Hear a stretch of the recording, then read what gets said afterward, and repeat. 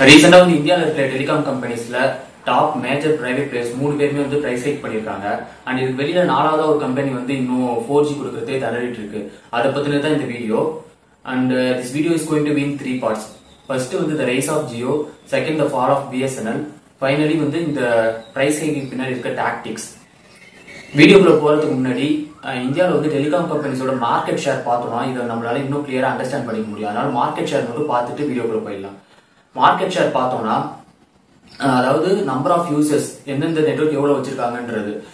First இருக்கிறது Jio with 40.48%, second வந்து Airtel with 33.12%, third வந்து Vodafone with 18.77%, and finally BSNL வந்து வெறும் 7.46% இருக்கு. இதுதான் வந்து இந்தியாவில் டெலிகாம் கம்பெனிஸோட மார்க்கெட் ஷேர். இதை பார்க்கும்போது உங்களுக்கு தெளிவா தெரிஞ்சிருக்கும் Jio is dominating the market. Let's get into the video. First one, the rise of Jio. Jio வந்து அக்டோபர் 2016ல ஃபர்ஸ்ட் லான்ச் பண்றாங்க. லான்ச் பண்ணும்போதே அவங்க வந்து 4G நெட்வொர்க்கா தான் உள்ள வராங்க. அண்ட் லான்ச் பண்றதுக்கு ஒரு மந்த் முன்னாடி செப்டம்பர்ல அவங்க ஒரு அட்வர்டைஸ்மெண்ட் பண்றாங்க. அதுல வந்து அப்போதைய பிரைம் மினிஸ்டரான மோடியோட போட்டோவை டிஸ்பிளே பண்றாங்க. அதை பத்தி அவங்க கிட்ட கேட்கும் போது அலட்சியமா நாங்க வந்து அவர் மேல இருக்க மரியாதையில யூஸ் பண்ணணும், அவரோட ஆசீர்வாதம் எங்களுக்கு எப்பவுமே இருக்குன்றது டினோட் பண்ற மாதிரி தான் டிஸ்பிளே பண்ணணும் அப்படின்ற மாதிரி சொல்றாங்க. அண்ட் இதை பத்தி ஒரு கேஸுமே நடக்குது. அதுல வந்து அவங்க வந்து தெரியாம பண்ணிட்டோன்ற மாதிரி சொல்லி சமாளிச்சு ஒரு சின்ன ஃபைனோட வெளில வராங்க. இதான் அவங்களோட ஆரம்பம். அண்ட் ஃபர்ஸ்ட் 3 months பார்த்தோம்னா அவங்க வந்து ஃப்ரீயா எல்லா சர்வீசஸுமே கொடுத்தாங்க. ட்ராயோட ரெகுலேஷன்ஸ், அதாவது telecom regulatory authority of India, அதோட ரெகுலேஷன்ஸ் படி எந்த ஒரு நெட்வொர்க்கும் ஃப்ரீயா எந்த ஒரு சர்வீஸ் இந்த மாதிரி ஆஃபர்ஸ் எல்லாம் கொடுக்குறாங்கன்னா ஒரு 3 months மட்டும்தான் அதை கொடுக்க முடியும். ஆனா ஜியோ வந்து அடுத்த 3 monthsக்குமே கொடுத்தாங்க. ஜியோக்காக கவர்மெண்டோட பாலிசியே வந்து மாற்றப்பட்டுச்சு. அப்படி ஒரு ஹிஸ்டரியோட தான் ஜியோ உள்ள வராங்க. உள்ள வந்து கஸ்டமர்ஸ் வந்து உள்ள ஃபுல்லா கொண்டு வராங்க. இதுக்கு பேர் வந்து பிரெடேட்டரி பிரைசிங் பாலிசி. என்னன்னா தூண்டில் போட்டு பிடிக்கிற மாதிரி தான். ஃபர்ஸ்ட் எல்லாத்தையுமே ஃப்ரீயா கொடுக்குறேன்னு சொல்லி எல்லாரும் உள்ள வர வைப்பாங்க. அப்புறம் நம்மளால வந்து நெட்வொர்க்ஸ் யூஸ் பண்ணாம இருக்க முடியாது, இந்த அளவு டேட்டா கன்சியூம் பண்ணாம இருக்க முடியாதுன்ற ஒரு சிச்சுவேஷன் வரும்போது நம்ம அவங்களதான் ரிலே பண்ணி இருக்க வேண்டியிருக்கு. அந்த மாதிரி டைம்ல வந்து அவங்க பிரைஸ் ஹைக் பண்ணுவாங்க. அந்த மாதிரி வேலையில தான் இப்ப இறங்கியிருக்காங்க. அண்ட் ஜியோ மாதிரியான ஒரு பிரைவேட் பிளேயருக்கு இவ்வளவு பண்றதுக்கு நம்ம கவர்மெண்ட் வந்து BSNLக்கு என்ன பண்ணுச்சு, அதுதான் second part. The fall of BSNL. BSNL பார்த்தோம்னா ஒரு ரொம்பவே ஸ்ட்ராங்கான நெட்வொர்க்காக தான் இருந்தது ஒரு காலகட்டம் வரைக்கும். அவங்கள்ட்ட வந்து மொத்தம் ஒரு 7.5 லட்சம் கிலோமீட்டருக்கு ஆப்டிகல் ஃபைபர் லைன்ஸ் இருக்கு. 4G மட்டும் தான் அவங்களால கொடுக்க முடியல. மற்றபடி இந்தியாவோட டஃபஸ்ட் டெரைன்ஸ் லைக் ஹில்ஸா இருந்தாலும் சரி, ஓஷன் ஏரியாஸ், அந்த இந்த மாதிரி ஏரியாஸா இருந்தாலுமே அவங்களோட நெட்வொர்க் வந்து ஸ்ட்ராங்கான நெட்வொர்க் தான். அவங்களுக்கு வந்து 4G ஸ்பெக்ட்ரமே 2019ல தான் இந்தியன் கவர்மெண்ட் வந்து அலாட் பண்றாங்க. அண்ட் சரி ஸ்பெக்ட்ரம் கிடைச்சிருச்சு, வேலையை ஆரம்பிச்சு நம்ம டவர்ஸ்லாம் இன்ஸ்டால் பண்ணிட்டு நெட்வொர்க் கொடுக்கலான்னு அவங்க இறங்கும் போது அவங்களுக்கு இன்னொரு செக் வைக்கிறாங்க. என்னன்னா அதுக்கான எக்யூப்மெண்ட்ஸ் வந்து அவங்க இம்போர்ட் பண்ணக்கூடாதுன்னு.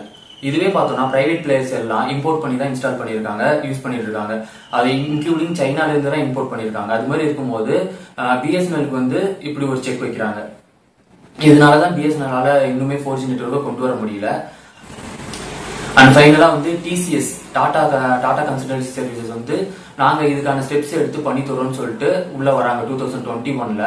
அவங்க வந்து கிட்டத்தட்ட 4 years ஆக போகுது. இருந்தாலுமே அவங்களால அந்த ஃபாரின் பிளேயர்ஸ்க்கு காம்படிட்டிவா எல்லா எக்யூப்மெண்ட்ஸும் இங்கே இந்தியாவிலே மேனுஃபேக்சர் பண்ணி டவர்ஸ்லாம் இன்ஸ்டால் பண்ணி 4G அந்த அளவுக்கு மற்ற நெட்வொர்க்கோட டேட்டா ஸ்பீட்ஸ் அளவுக்கு இன்னும் கொடுக்க முடியல. இதுதான் வந்து BSNL இந்த அளவுக்கு லேக் ஆகிறதுக்கு முக்கியமான ரீசன். இதை தவிர்த்து பார்த்தோம்னா ஸ்டார்டிங்ல BSNL எப்போ டவுன் ஆக ஆரம்பிச்சதுன்னா 2G நெட்வொர்க் இருக்கும் போதே. அப்போ வந்து தமிழ்நாட்டில இருந்து இருந்த 2 டெலிகாம் மினிஸ்டர்ஸ் அவங்களாலதான் வந்து BSNLோட ஃபால் ஆரம்பிக்குது. ஃபர்ஸ்ட் பார்த்தோம்னா தயாநிதி மாறன், அவரு டெலிகாம் மினிஸ்டர் இருக்கும்போது அவரோட நெட்வொர்க் சன் நெட்வொர்க்குக்கு BSNLோட high speed internet connection 300+ internet connections வந்து யூஸ் பண்ணதா ஒரு ஸ்கேம். அப்போ வந்து அவரோட மினிஸ்ட்ரி போஸ்ட் வாங்க புடுங்குறாங்க. அதுக்கு அடுத்து அதை ரீப்ளேஸ் பண்றது ராசா. அவரு பார்த்தோம்னா அவரோட பீரியட்ல தான் வந்து 2G ஸ்பெக்ட்ரம் ஊழல். இது 2 ஊழலுக்கு அப்புறமுமே நிறைய கேசஸ் அது இதுன்னு சந்திச்சு BSNLக்கு நிறைய அடி. இது 2த்துனாலையுமே அப்போதான் வந்து BSNL ஃபர்ஸ்ட் லாஸை ஃபேஸ் பண்ண ஆரம்பிக்குது. சரி லாஸை ஃபேஸ் பண்ணும்போது ஆரம்பிச்சு இப்படி போயிட்டே இருக்கும்போது 2016ல ஜியோ வந்து மிகப்பெரிய அடி. ஜியோ வந்து 4G சர்வீசஸ் கொடுக்க ஆரம்பிச்சிட்டாங்க ஸ்டார்டிங்லே. அண்ட் BSNLக்கு 4G ஸ்பெக்ட்ரம் 2019ல கொடுக்கப்பட்டும் இன்னும் 4G டேட்டா வந்து மற்ற நெட்வொர்க் ஸ்பீட்ஸ் அளவுக்கு கொடுக்க முடியல. இதுதான் வந்து பிஎஸ்என்எல் இந்த அளவுக்கு லேக் ஆகிறதுக்கு காரணம். And final part of the video, the tactics behind the price hike. இந்த பிரைஸ் ஹைக்கு அப்புறம் நம்ம மேஜரா யூஸ் பண்ற டேட்டா பிளான்ஸ் வந்து எந்தெந்த பிரைஸ்ல இருக்குன்னு மட்டும் ஒரு ஓவர்வியூ பார்த்துட்டு இதுக்குள்ள போலாம். 28 டேஸ்க்கு 2 GB பர் மந்த் கொடுக்குற டேட்டா பிளான் ஜியோல வந்து 155 இருந்து 189 ஆயிருக்கு, ஏர்டெல்ல 179 இருந்து 199 இருக்கு. இதுவே பிஎஸ்என்எல்ல பார்த்தோம்னா 30 டேஸ்க்கு 10 GB பர் மந்த் 147க்கு கிடைக்குது. அண்ட் 28 டேஸ்க்கு 1 GB பர் டே ஜியோல 209 இருந்தது 249 ஆகிருக்கு, ஏர்டெல்ல 265 இருந்தது 299 ஆகிருக்கு. அண்ட் பிஎஸ்என்எல்ல பார்த்தோம்னா 199க்கு 30 டேஸ்க்கு 2 GB பர் டேவே கிடைக்குது. அண்ட் 84 டேஸ்க்கான பேக், அதாவது 3 மந்த்ஸ்க்கான பேக் பார்த்தோம்னா 1.5 GB பர் டே ஜியோல 666 இருந்தது 799 ஆகிருக்கு, ஏர்டெல்ல 719 இருந்தது 859 ஆகிருக்கு. இதுவே பிஎஸ்என்எல்ல பார்த்தோம்னா 82 டேஸ்க்கு 1.5 GB பர் டே வெறும் 485க்கு கிடைக்குது. இதுதான் இந்த பிரைஸ் ஹைக்கு அப்புறம் இருக்க டேட்டா பிளான்ஸ். இது பார்க்கும்போது உங்களுக்கு தெளிவா தெரியும் பிஎஸ்என்எல் வந்து எவ்வளவு விலை கம்மியா அவங்க மற்ற பிளேயர்ஸை கம்பேர் பண்ணது எவ்வளவு கம்மியா கொடுக்குறாங்கன்னு. இப்படி இருந்தும் அவங்களால ஏன் கம்பீட் பண்ண முடியல அப்படின்னாக்கா ஆக்சுவல் ரீசன் இப்போதைக்கு இருக்கிறது 4G அவங்களால கொடுக்க முடியல, அதுதான். அண்ட் இந்த பிரைஸ் ஹைக்கு ஏர்டெல் என்ன ரீசன் சொல்றாங்கன்னா ARPU, annual revenue per user. அதாவது ஒரு யூசர்னால அவங்களுக்கு வந்து ஆனுவல் ஒரு இயருக்கு எவ்வளவு ரெவென்யூ வருதுன்றது. இது வந்து 300 இருந்தாதான் ஒரு கம்பெனி வந்து நல்ல ப்ராஃபிட்ல இருக்கு அப்படின்ற மாதிரி ஏர்டெல் அவங்களே சொல்லிக்கிறாங்க. சொல்லிட்டு இதுக்காக தான் அந்த annual revenue per user ARPU அதை வந்து இன்க்ரீஸ் பண்றதுக்காக தான் நாங்க பிரைஸ் ஹைக் பண்ணியிருக்கோம் அப்படின்னு சொல்றாங்க. ARPU இப்போ எவ்வளவு இருக்குன்னு பார்த்தோம்னா ஏர்டெல் வந்து 210 வச்சிருக்காங்க, ஜியோ 181 ருபீஸ் இருக்கு, அண்ட் வோடோஃபோன் 146 இருக்கு. அதாவது ஒரு யூசருக்கு ஒரு வருஷத்துக்கு அவங்க வந்து இவ்வளவு ரெவன்யூ ஏர்ன் பண்றாங்க. இது பத்தாதுன்ட்டு அவங்க இப்போ வந்து அனதர் 20% கிட்ட ஹைக் பண்ணிருக்காங்க. ஏற்கனவே பார்த்தோம்னா ஏர்டெல் வந்து கிட்டத்தட்ட ஒரு 7,000 to 8,000 crores பர் இயர் வந்து ப்ராஃபிட் பண்ணிட்டு தான் இருக்காங்க. ஜியோ என்ன காரணம் சொல்றாங்கன்னா நாங்க வந்து ரிசர்ச் அண்ட் டெவலப்மெண்ட்ல இன்வெஸ்ட் பண்ண போறோம் அப்படின்ற மாதிரி சொல்றாங்க. அவங்க ஏற்கனவே 20,000 crores பர் இயர் ப்ராஃபிட் பண்ணிட்டு தான் இருக்காங்க. அந்த ப்ராஃபிட்ஸை கொண்டு போய் அவங்க எதுல வேணாலும் இன்வெஸ்ட் பண்ணி ரிசர்ச் பண்ணி டெவலப் பண்ணலாம்.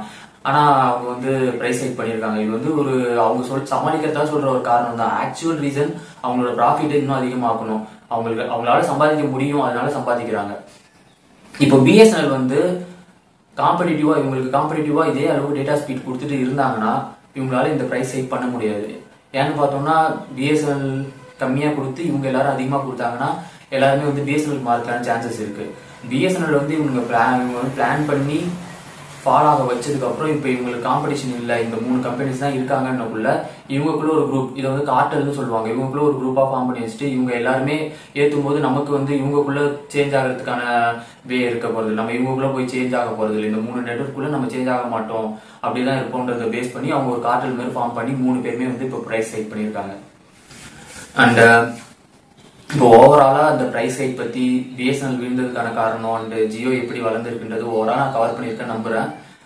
அண்ட் நம்ம ஃபைனலா இப்போ பிஎஸ்என்எலுக்கு சப்போர்ட் பண்ண வேண்டிய சுச்சுவேஷன்ல இருக்கும். அதுக்காக உடனே எல்லாரும் பிஎஸ்என்எலுக்கு மாறுங்க அப்படின்னு சொல்ல முடியாது, ஏன்னா ப்ராக்டிகலி இட்ஸ் நாட் பாசிபிள். ஏன்னா பிஎஸ்என்எலோட டேட்டா ஸ்பீட் பத்தி நமக்கு எல்லாருமே தெரியும். நம்ம டேட்டா எல்லாருமே கன்சியூம் பண்ணிட்டு இருக்கோம் ரொம்ப அதிகமா, ஆஃபீஸ்க்கு போறோம், ஒர்க் ஃப்ரம் ஹோம், டேட்டா இல்லாமல் நம்மளால எதுவுமே பண்ண முடியாதுன்ற ஒரு சுச்சுவேஷன்ல இருக்கும். ஸோ கம்ப்ளீட்டா பிஎஸ்என்எலுக்கு மாற முடியுமானா கண்டிப்பா முடியாது. ஒன் டே நம்ம வந்து நம்மளோட செகண்டரி நெட்வொர்க்கா பிஎஸ்என்எல் யூஸ் பண்ணலாம், இல்ல நம்மளோட அப்பா அம்மா இருக்காங்க வெறும் கால் தான் ரொம்ப அதிகமா பேசுவாங்க, டேட்டா யூஸ் பண்ண மாட்டாங்கன்னும் போது அவங்களுக்கு வந்து பிஎஸ்என்எல் சிம் சஜஸ்ட் பண்ணலாம். இந்த மாதிரி நம்மளால முடிஞ்ச சப்போர்ட் வந்து பிஎஸ்என்எல் கொடுக்க வேண்டியது ரொம்ப அவசியம். ஏன்னா அது வந்து ஒன்லி பப்ளிக் செக்டர் கம்பெனி, ப்ராஃபிட்டை மட்டும் நோக்கமா இல்லாம சேவை பண்ணுன்ற நோக்கத்துல இருக்கிற public sector company. So we should support them. அண்ட் இன்னொரு விஷயம் என்ன சொல்லணும்னா, ஒரு ஹோப் கிடைச்சிருக்கு பிஎஸ்என்எலுக்கு. ஆகஸ்ட் 15க்குள்ள நல்ல மற்ற நெட்வொர்க்கு கம்ப்ளீட் பண்ணக்கூடிய அளவுக்கு ஹை ஸ்பீடான 4G வந்து ப்ரொவைட் பண்றதுக்கு எல்லா ஹெல்ப்பும் பண்றோம்னு சொல்லி டிசிஎஸ் ஒன்ஸ் அகைன் அஷ்யூர் பண்ணிருக்காங்க இந்த பிரைஸ் ஹைக்கு அப்புறம். And we hope we will get a better 4G network from BSNL from August 15th. And இந்த வீடியோ வந்து யூஸ்ஃபுல்லா இருக்குன்னு நினைச்சீங்கன்னா உங்க ஃப்ரெண்ட்ஸ் அண்ட் ஃபேமிலிக்கு ஷேர் பண்ணுங்க. அண்ட் உங்களோட சஜஷன்ஸை மறக்காம கமெண்ட் பண்ணுங்க. தேங்க்யூ.